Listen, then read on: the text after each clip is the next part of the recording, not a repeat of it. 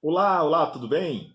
Estamos passando aqui rapidamente para apresentar uma discussão, né? Há algum tempo eu já não filmava, não trazia algum vídeo, mas uma discussão bem interessante a respeito dos momentos finais da vida de Jesus. Esse foi um debate que saiu em sala de aula e eu achei interessante e quero compartilhar com você. Fala sobre o texto que está em Mateus 26:34, Marcos 14, 68 e 72 e Lucas 22, 60 e 61, que fala sobre o momento em que Pedro nega Jesus e o texto diz que o galo cantou. Marcos diz que cantou pela segunda vez. Mas a pergunta é, afinal, havia ou não havia um galo?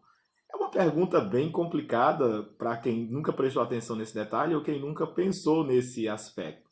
Foi motivo de debate na sala de aula, alguns alunos do nosso curso de teologia questionaram, apresentaram uma hipótese, e a hipótese é a seguinte, que não havia galo, né? Essa hipótese é baseada em uma análise historiográfica, e dizia que sim, o que havia era um toque de trombeta, chamado em latim galicínio, onde quando a troca das tropas romanas ela era feita, tocava-se este instrumento e a partir daí se ressoava o som. Então, os escritores teriam optado em chamá-lo de canto do galo. Então, a partir daí não seria um canto efetivo de um animal.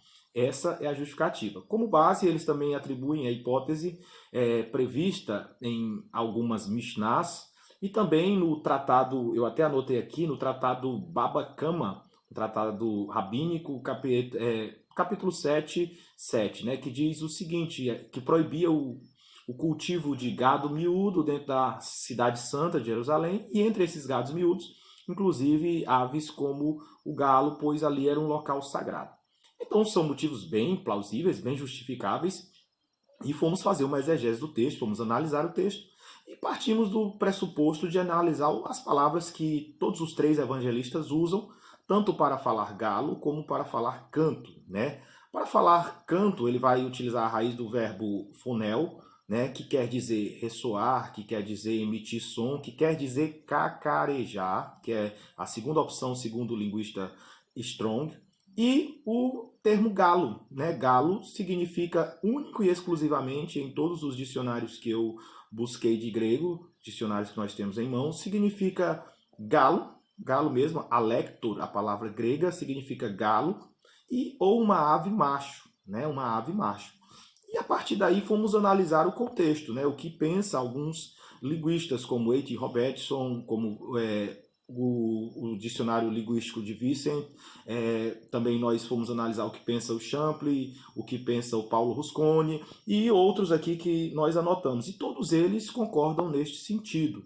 Por fim, partindo de um pressuposto histórico, ainda que houvesse essa proibição para o uso, a criação de animais domésticos, nós estamos falando em uma cidade onde havia muitas aves criadas pelos romanos, né? É uma cidade que era habitada por romanos.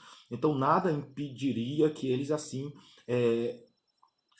criasse, cuidasse desses animais.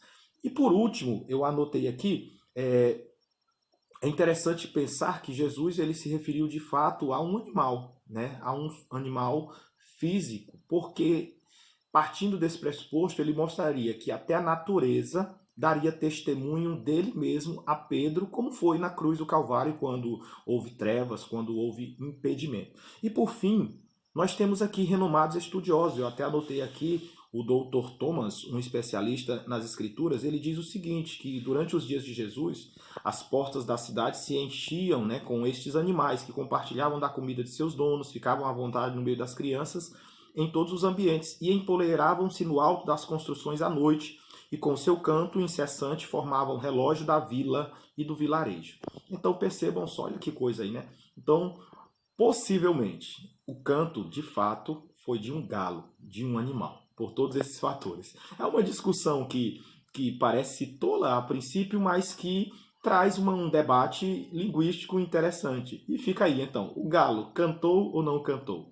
Para este que vos fala, houve um galo animal que cantou. Um abraço e que Deus te abençoe. Até a próxima.